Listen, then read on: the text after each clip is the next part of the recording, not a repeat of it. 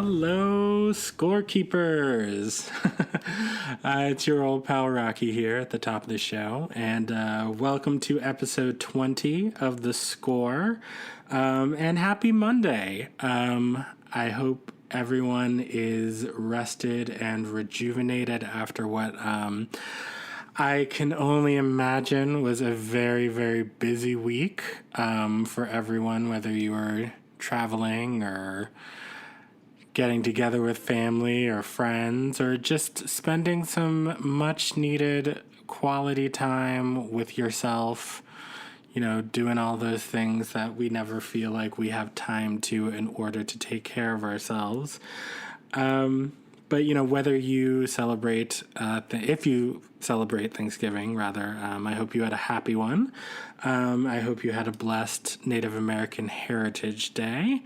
And I hope everyone is enjoying this beautiful Sagittarius season. I know that Paige and I are. So if you listened to our last show, you know that we have decided to take the month of December off, but it is not December. It is November 29th today.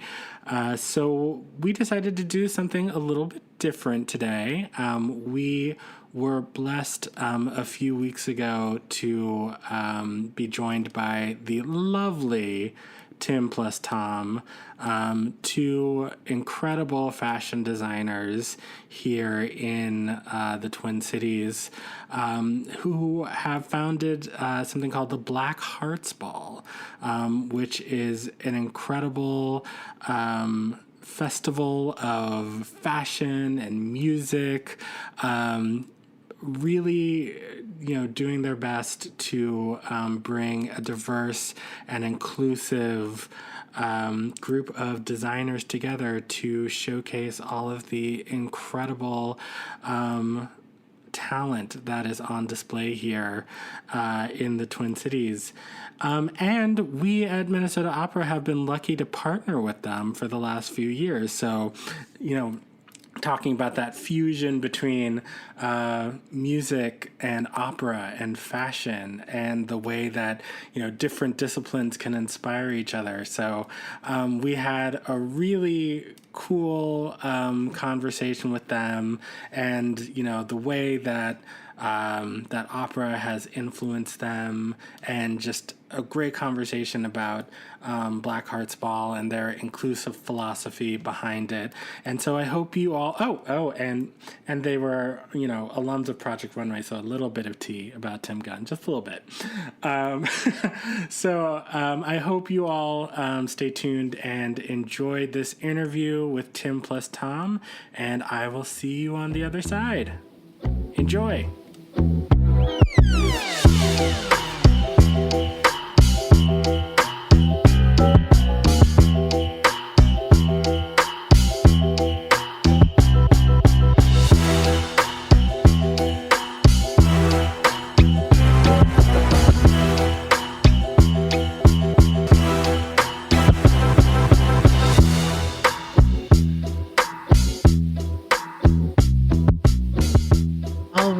Welcome back to The Score, where we are ready to kick off our interview portion. And today, we're switching it up. We're doing something different. We're getting real interdisciplinary with it. Okay. Yeah, like that vocab word. Fun. Yeah. So many disciplines. Yes. So today we have TIM+THOM. Yay! Yay! Yes, TIM+THOM. They are a community-forward fashion brand focused on inclusion, growth, and representation. And they're based here in the Twin Cities. We've actually worked with TIM+THOM before, and Minnesota Opera has, so we'll get further into that after we introduce them. The Navarro brothers, yes, they're brothers, are first-generation Americans and self-taught fashion designers. While Tim is known for his appearance on Project Runway Season 13, Tom has set records and received accolades for producing events such as Italian Style, a partnership with MIA, the Minneapolis Institute of Art, and Lark, voted Best Fashion Show in 2015's Best of list. In addition to showing at New York Fashion Week, they're best known for their pillar event, Black Hearts Ball. Both Tom and Tim have made it their mission to use their notoriety and provide opportunity for fellow creatives, which I guess is kind of how we got together also, by trying to work together through Black Hearts Ball. That's really where we intersect. Before we get more into the details, what was your first opera experience like? Because I think y'all have such a cool story for how you even, how your first experience went. It was I can't wait for cool this. one.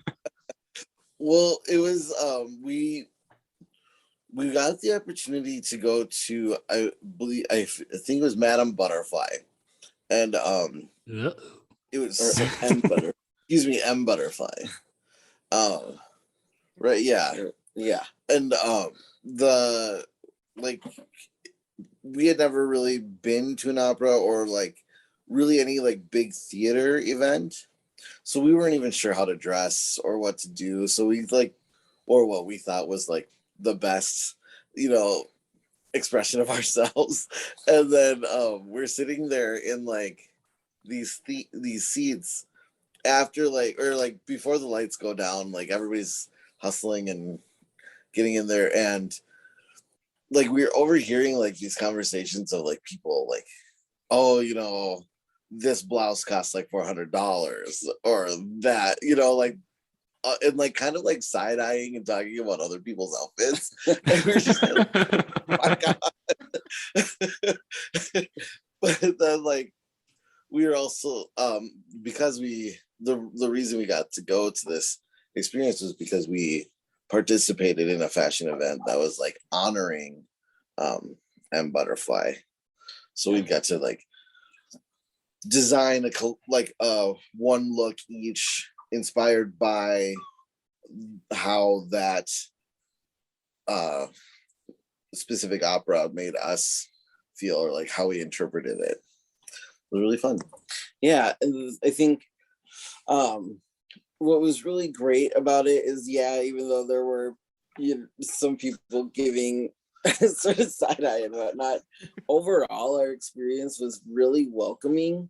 The staff and everybody there at the opera was just really, really welcoming, and they kind of noticed that we felt out of place. I was going to say looked out of place, but it is more that we had a look on our faces of what do we do?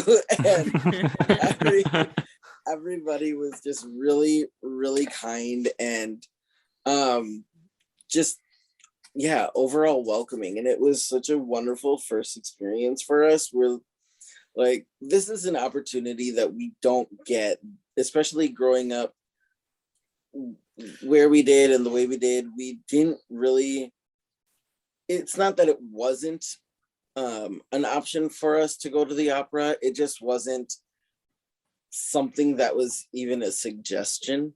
Yeah, it wasn't sold to us.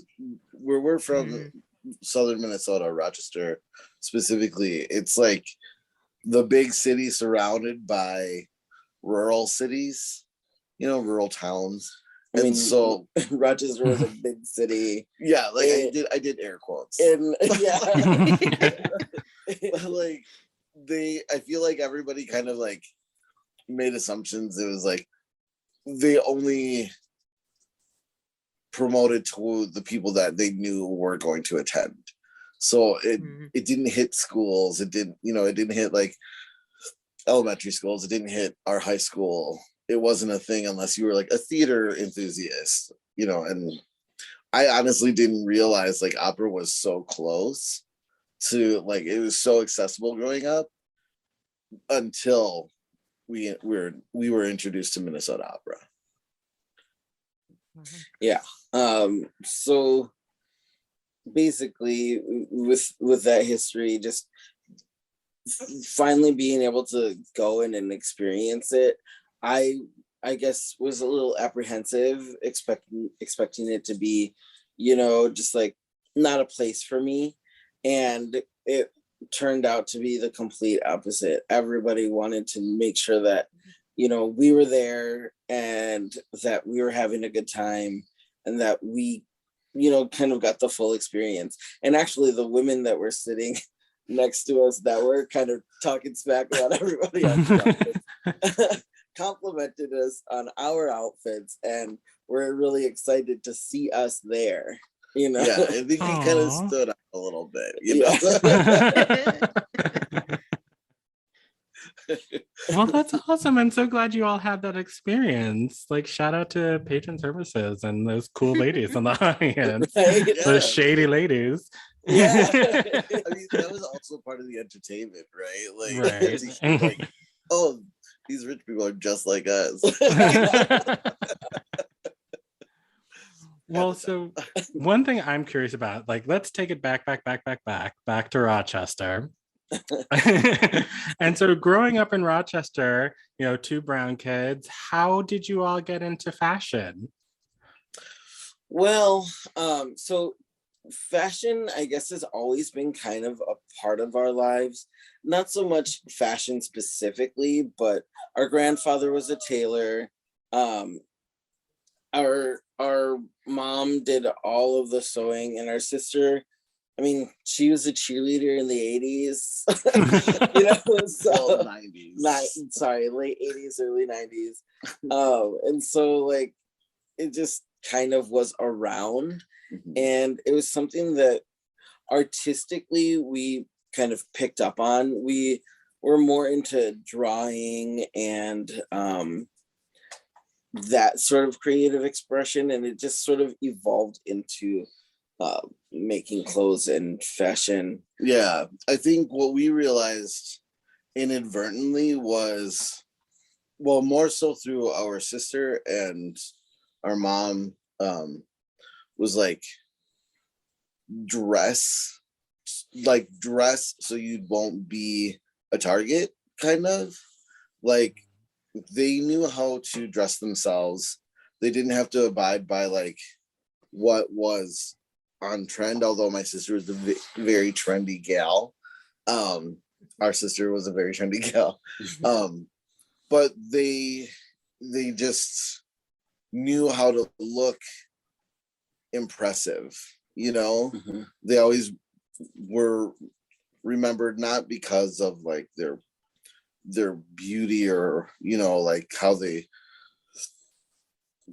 I don't want to say how they portrayed themselves, but they always left like whoever they interacted with like thinking very confidently of them. And that was kind of something that we saw was like part of their like whole like armoring up, suiting up for the day, like doing their hair, getting their makeup right, picking the right outfit for what they were going to experience for the day. And I just remember like most times, because our sister would get up before us and get ready, that I would just be able to like sit in like her doorway and watch her get ready, like do her hair in the mirror and just like hang out and talk. And I just remember loving that experience and kind of like carried that into like, for me, I carried that into how I prepared for my day. Was like, this is the step. What is your suit of armor for today? Mm-hmm.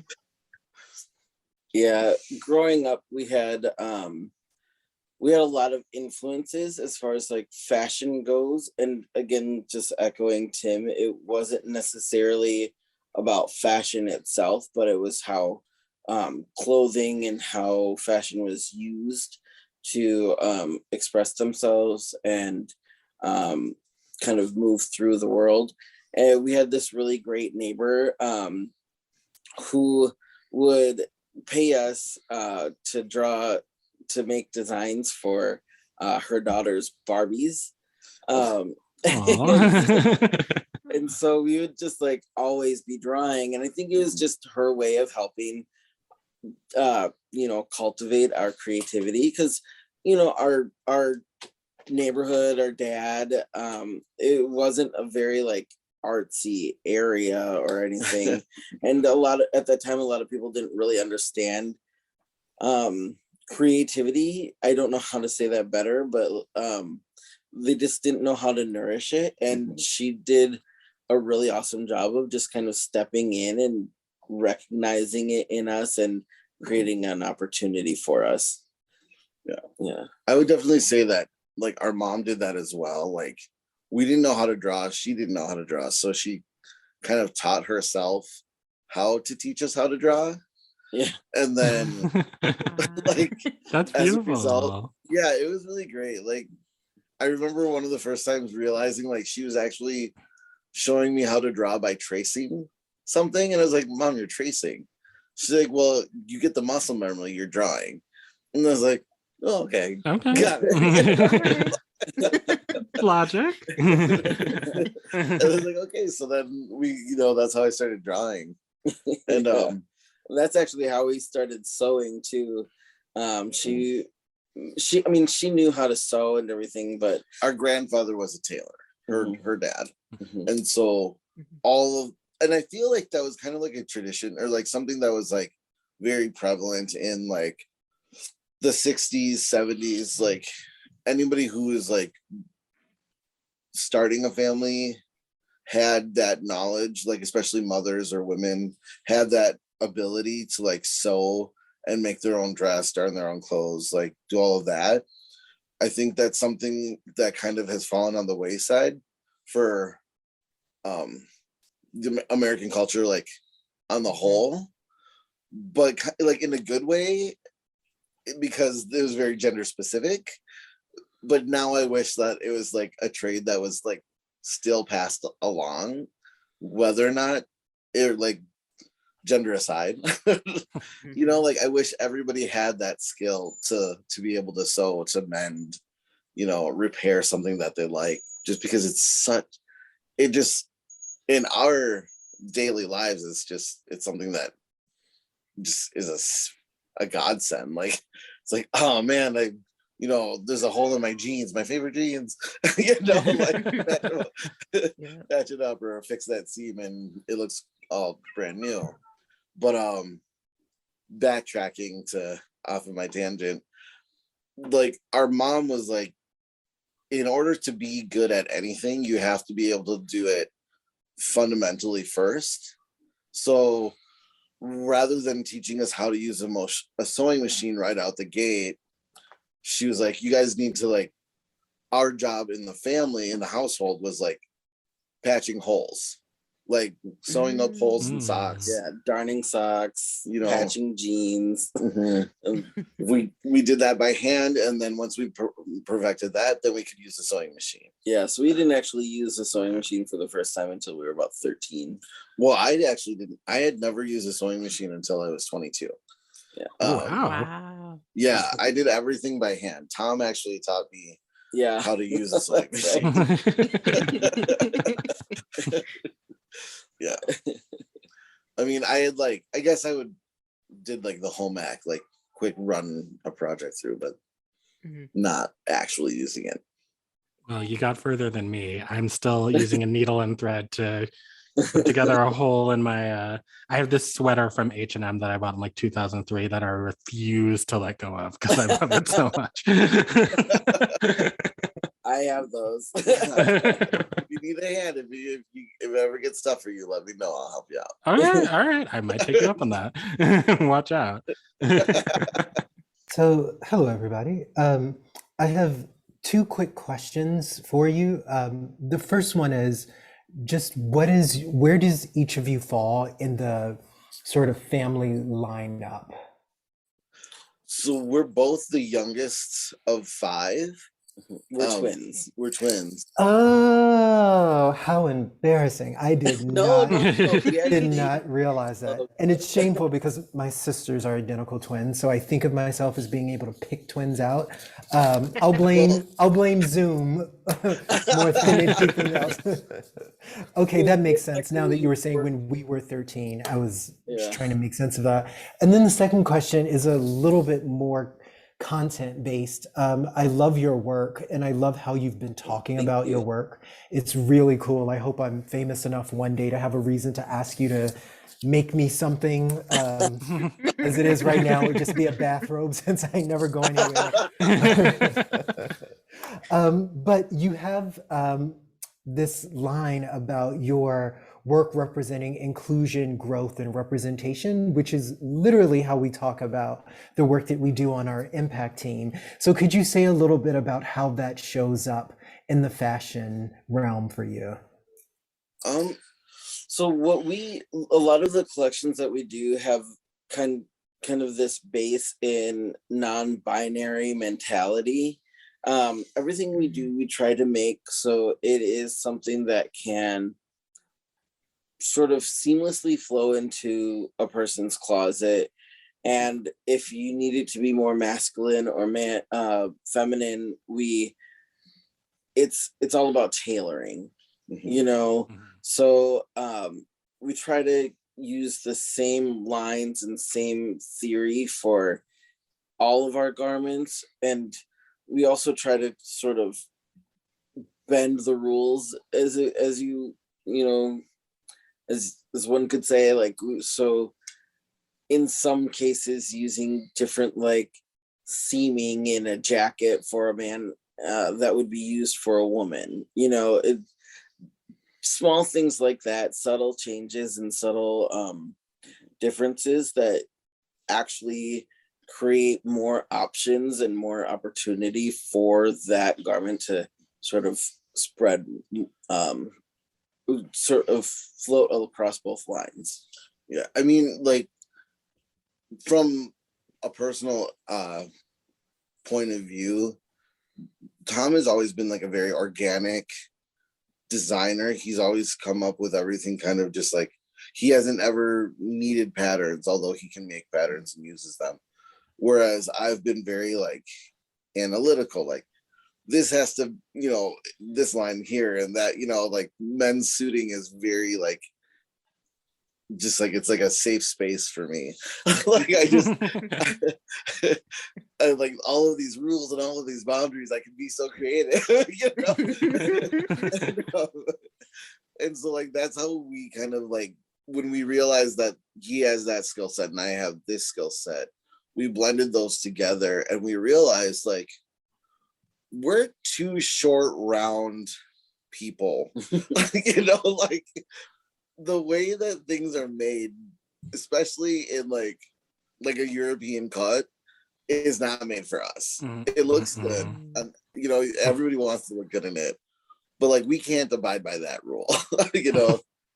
So like putting a princess seam here or doing like a high-waisted such and such there, you know, it's like, oh wow, like not only do I look and feel confident in what I'm wearing, nobody else, like the naked eye doesn't know that I'm not wearing a traditional men's item. You know, they see me, who identifies as a man, wearing an outfit that looks good, and they're either asking themselves, where can I get that?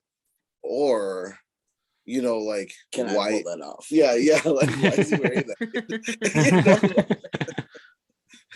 You know, and it's just, we realized like at that moment when we were just kind of creating for ourselves, just to go attend events and represent ourselves, like we need to focus on this more as like our, like, as our main influence than trying to like appease people that we don't know.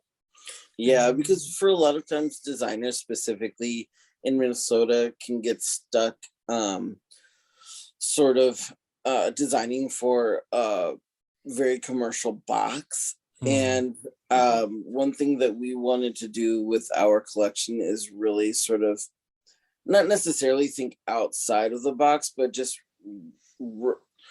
represent who Minnesotans are and who, well, ultimately who we are specifically. But I feel like Tim and I are a decent representation of what Minnesota creatives, you know, are. We're eclectic.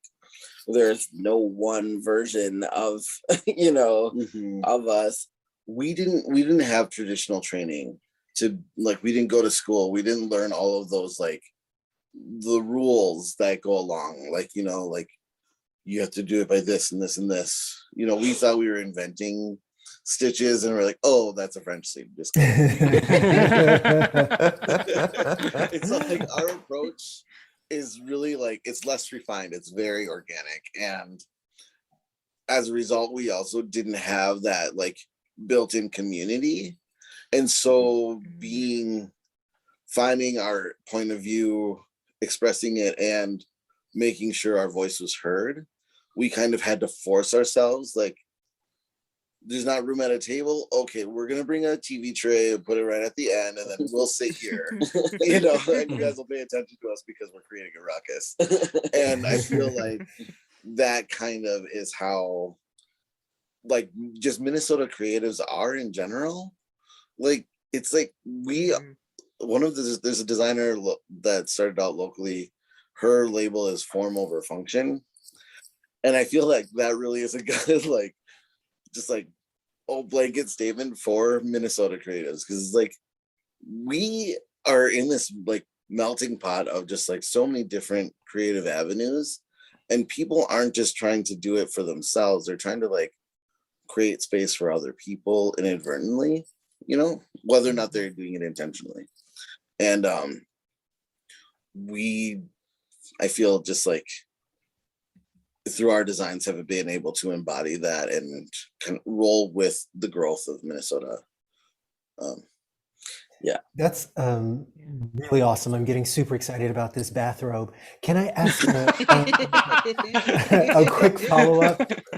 How does this inform the models that you select, and maybe how you seek to have your work photographed? This idea about being really inclusive and really making sure that the function is considered along with everything else, if I may. Well, so we've had to kind of, that's something that we're always working towards. It originally started with just picking models of color. We were the first runway to have a full collection, or excuse me, one full cast of all people of color. Oh wow. You know, and like that was like in 2012, which was like unheard of. We're talking specifically in the shows that we were involved in. That doesn't necessarily mean like ever in Minnesota. Not surprised, but right.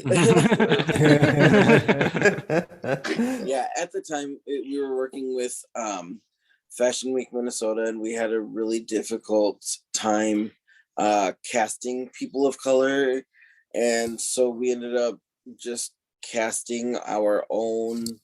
To clarify, at that time it was Minnesota Fashion, not Fashion. Oh, sorry, Minnesota. sorry. They're two different entities, but they are very similar names. But yes, so we ended up just doing a casting call on our own, and we're able to find models of color and models of different shapes and sizes. Although for that show, it was still pretty standard model sizes, but as we've grown and as the community has grown, we've tried to generate representation for models of all sizes. And I think we've been pretty successful. There's obviously always opportunities and for us to strive to do better and to represent more. But I think we've definitely made some headway as far as like, I think like through our personal, like through the TIM+THOM brand, there's definitely like areas where we can do better and you know, be better. But we're like, how we started was like these small steps. I would say like our brand is it's a little bit more commercial in the way that we promote it. So just because like we've had, you know, a little bit like of a higher level exposure, and so we were trying to play on those, play within those boundaries. But Black Hearts Ball is like an extension of us and of our brand, where we have taken that like knowledge and opportunity and said like, hey, it doesn't have to just be us you know, like we might not be the ones that like are best suited to like design for, you know, these specific body types. So we've either like sought out designers that do more full figured models, or, you know, have a specific like idea, or very like androgynous, you know, non-binary models. And so we try to give everybody that's participating an opportunity to like say, this is the type of model I want, and how can we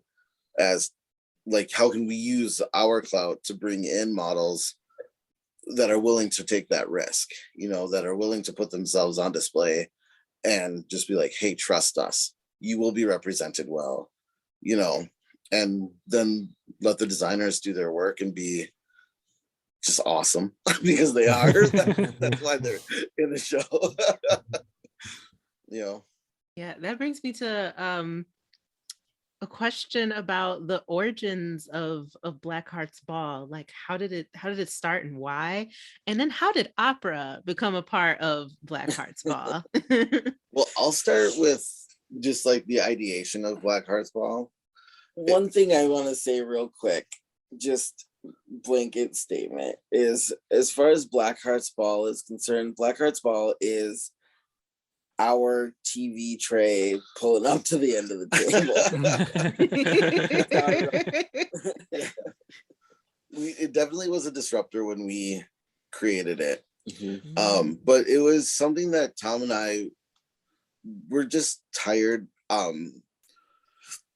Before Black Hearts Ball came into an existence, and before we really started getting like our own notoriety, designers would be asked to participate in a show, but had to like design a whole new collection for this theme or for whatever the event producer was doing. And so we were investing so much money into something that was going to be promoted for a very limited moment. You know, we'd have pretty much zero return on it. Yeah, we didn't get paid.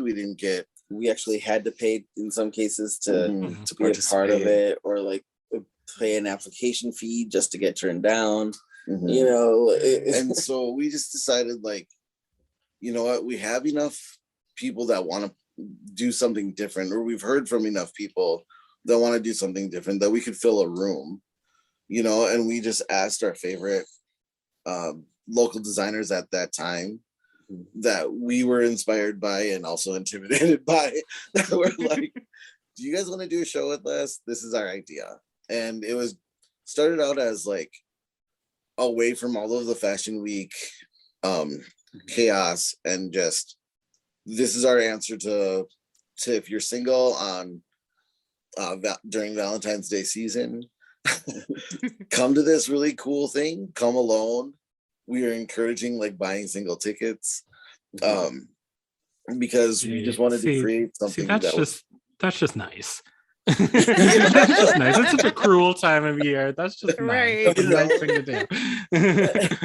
Because we wanted it to be a fun event. We wanted it to be something different, but we really wanted it to be accessible. And we thought, okay, when is Fashion Week not happening? When's like a good dead period?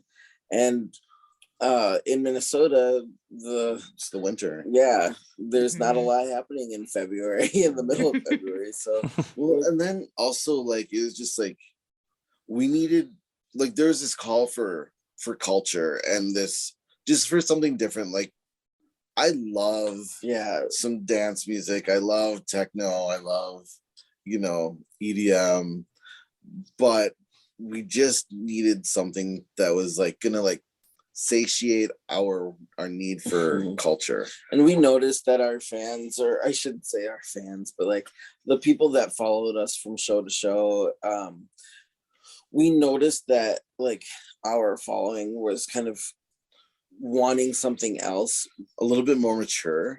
And we, having the experiences we had through opera, noticed that there wasn't a lot of young people going to the opera. There wasn't a lot of attention or attraction from the opera to younger people. And so we wanted to do something that would sort of engage our audience, and then B, just sort of give them a new experience and give them a outlet to something a little bit more artistic and cultural. And so when we really like decided like this is what we're doing, when we approached the designers, we're like, okay, so you don't get to select your own music. And if like we're gonna ask these classical musicians to provide us music, and then you'll select from that. We also were like, you can tell your own story, but it'll be through the movement on the runway and your collection. It's not going to be anything that's scripted or acted out. It's just going to be how you want to tell your story through imagery. And it really, like, the first one was so moving and so captivating that we're like, and we had to stop selling tickets at 500. It just created so much, or I shouldn't say so much, but enough buzz where people were like, I need to see this, I need to know what's going on. And we literally ran out of room. We had standing room only. There wasn't even room for the chairs that we had. And so it was a very packed house, but it was great. Once the lights came on and the first models started walking down the runway to this, it was like violin, I can't remember it was a very orchestral movement with the first one, and so everyone was just quiet. You could hear a pin drop. You could just see everyone soaking in this new experience, and we're like, we have to do this again. And it was great because like during the transitions from like one designer to the next, there was like clamoring and like discussion, but it was kind of like, was that just like an opening thing, or is this what it's going to be like, kind of thing? And it was just great. And so when we did the next one, there was all of this hype, and we decided ourselves that we needed to like continue to keep it polished and continue to raise the bar. And now that's what we have with like our 7th Black Hearts Ball coming up. It'll be our 9th year at like producing Black Hearts Ball. Wow. Yeah. Congratulations. That's amazing. Thanks. We're really excited. Yeah, and we're really excited to work with MN Opera because it just sort of it lends a little bit more legitimacy to the artistic realm of the show.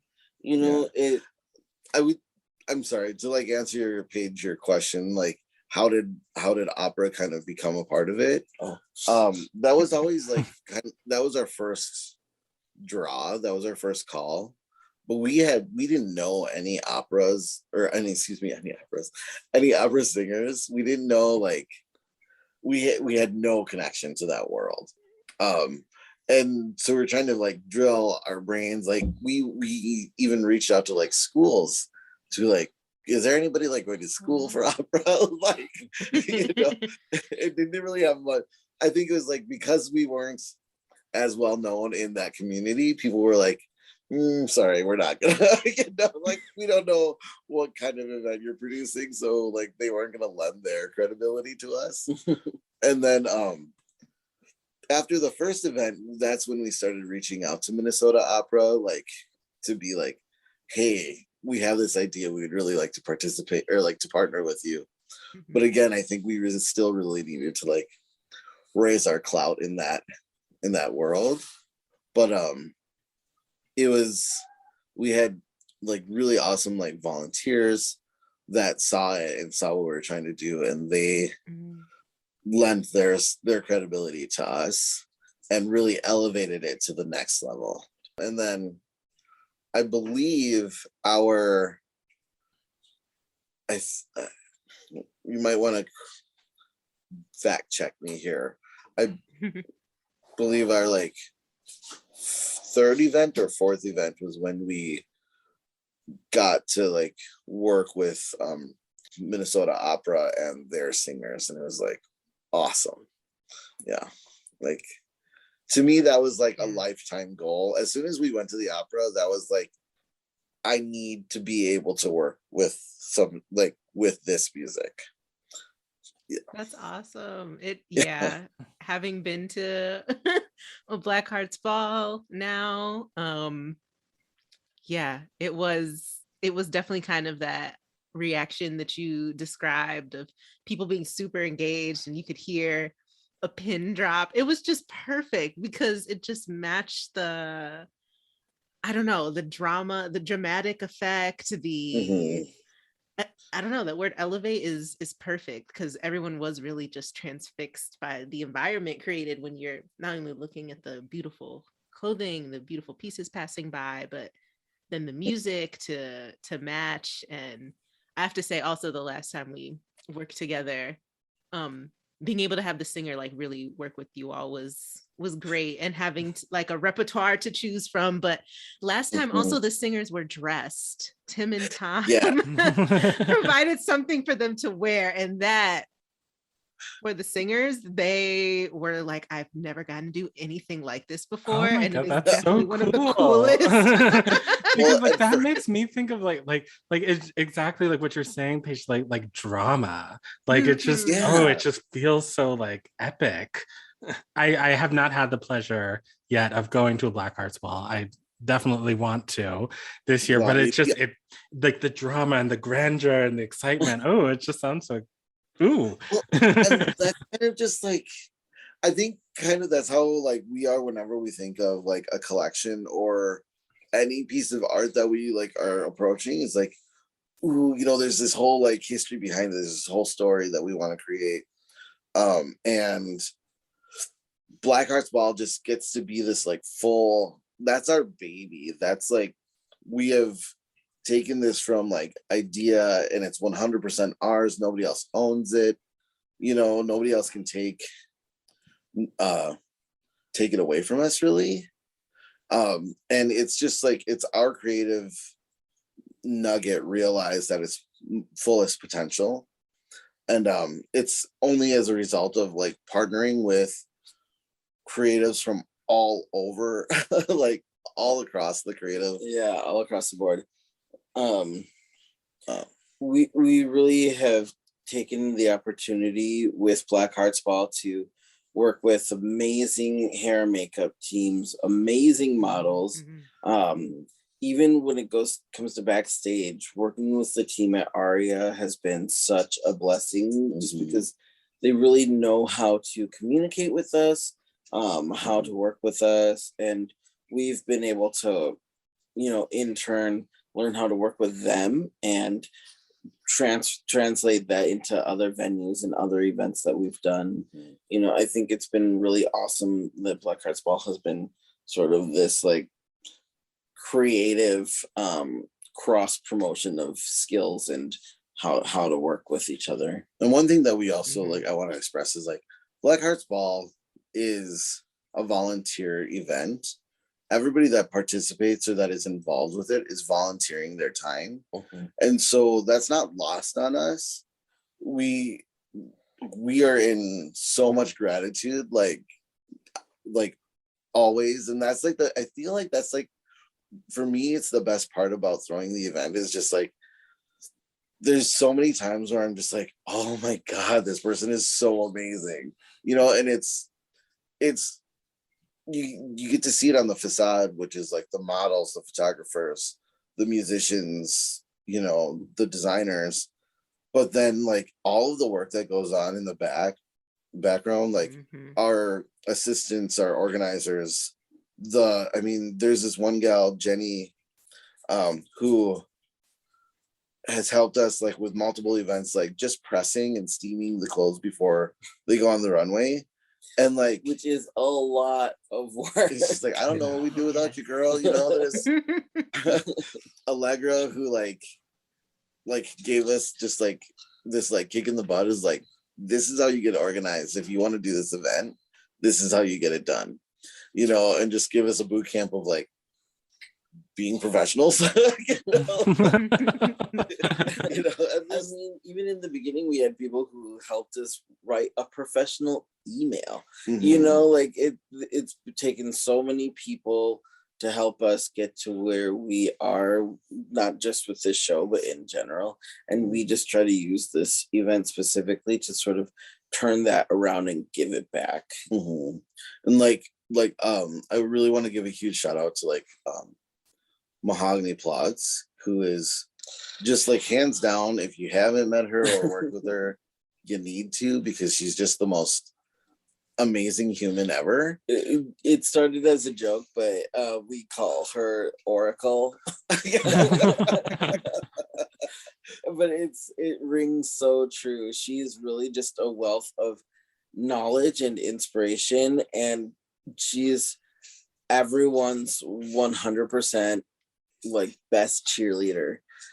She really taught us the importance of accrediting like not just the designers, but like the people who did the hair and makeup, you know, who the photographer was, that as well as our photographers like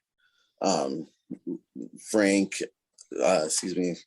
Escobar, Alex Butterfield, Rhea Papas, Greg. I just forgot Greg's last name now. I feel terrible. No, but she really did make Shout out to Greg. But like they just made sure, like, you know, you guys are doing all of these things for all of these designers and models. Like, you need to remember that we're a part of this too.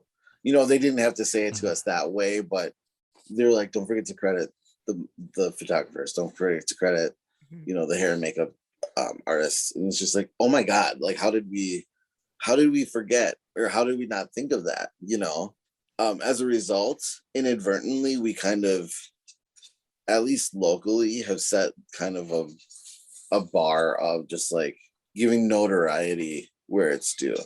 You know, like I feel like there was a time where nobody like tagged, and like they just put an image out with no tags, and now like you see an image and it's like 1,200 people were a part of this photograph. You know? I mean, don't get us wrong, we messed up a lot too. We still do, yeah, but it's something that we definitely strive for, to make sure that everyone gets accounted for, everyone gets you know, the applause that's due. And it's just a big part of the event itself. Yeah, thank you for including that, because I feel like that's something we can all learn from across the arts in general, and even performing arts. Like I'm pretty sure there's places we could do better about, like naming our lighting designers, or naming you love this part where so and so disappears up into the rafters. Here's the crew that does that. Here's like. No, I remember when I first started at the opera, I was on the communications team, and it only took one time for me to upload a production photo to Instagram without the tags and have all the comments be like, tag your singers. Just like, okay. my bad. Where's my list? So one question that I had, so, you know, Black Hearts Ball is all about showcasing Minnesota designers. And in the last 18 months, you know, Minnesota has been in the news. I don't know if you heard. You know, but aside from the pandemic, you know, we're here, you know, at the epicenter for a global movement for racial justice and all of that. And I'm just wondering if the last 18 months have created any sort of unique challenges or opportunities for you all, you know, any sort of changes that you want to see or want to make in the wake of all of that.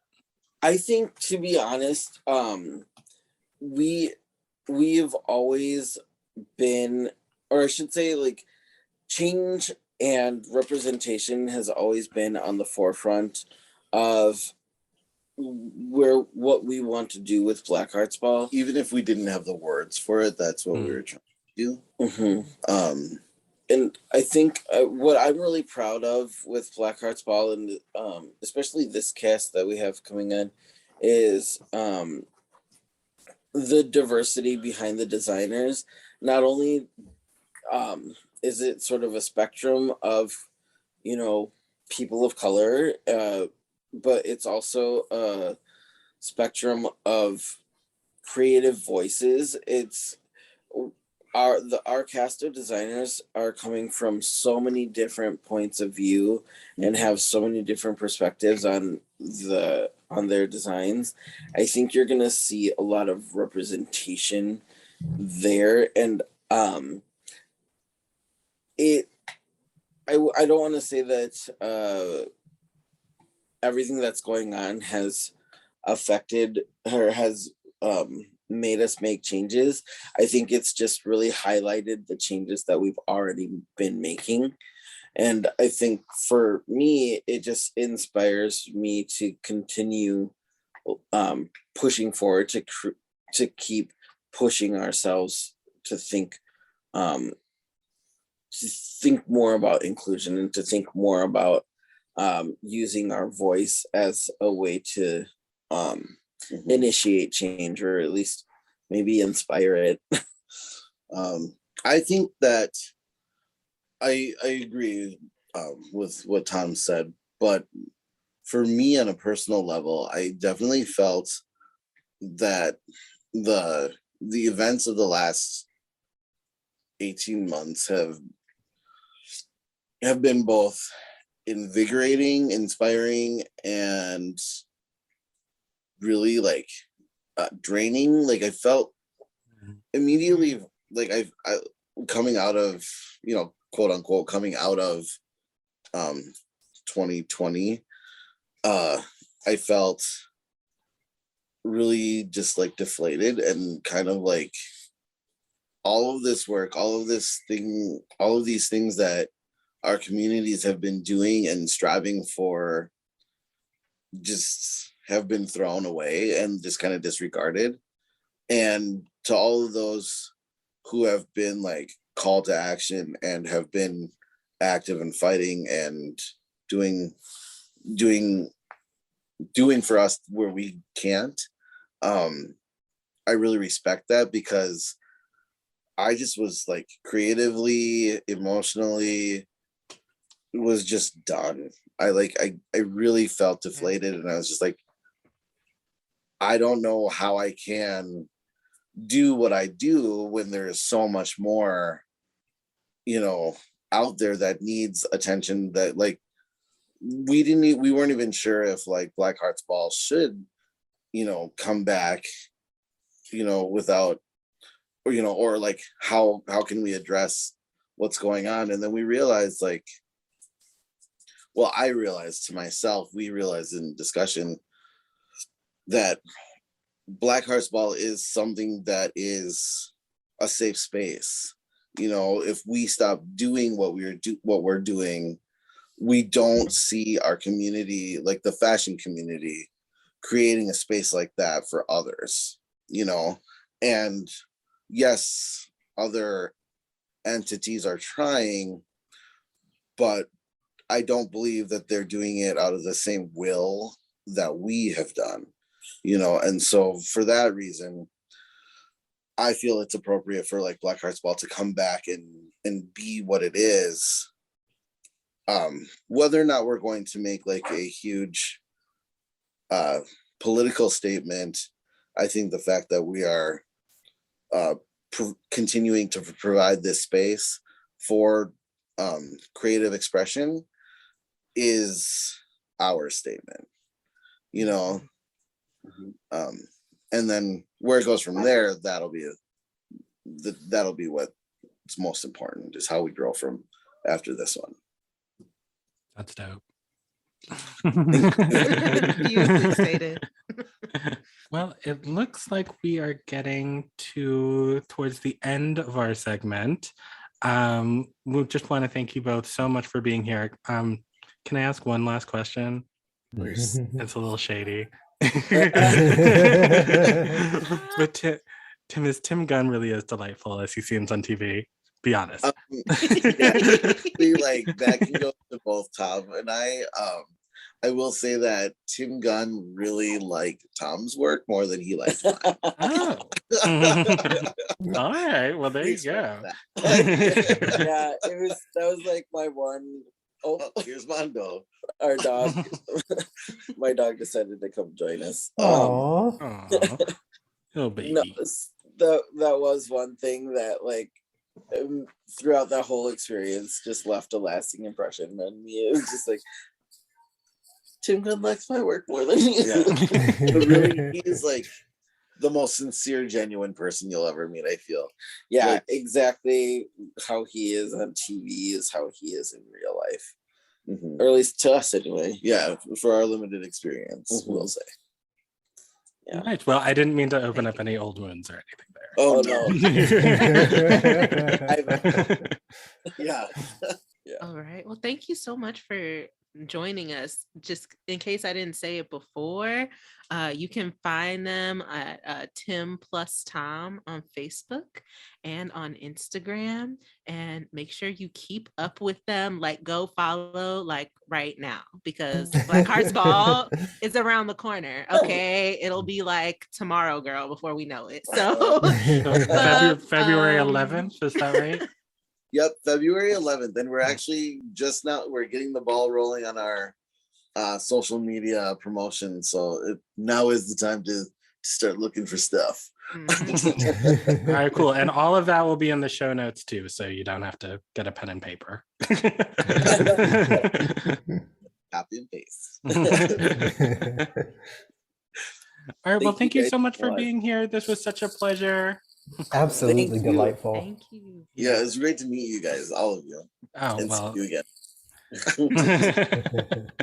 All right, so check out Black Hearts Ball, check out Tim+THOM on Facebook and Insta and all those good things, and we will be right back.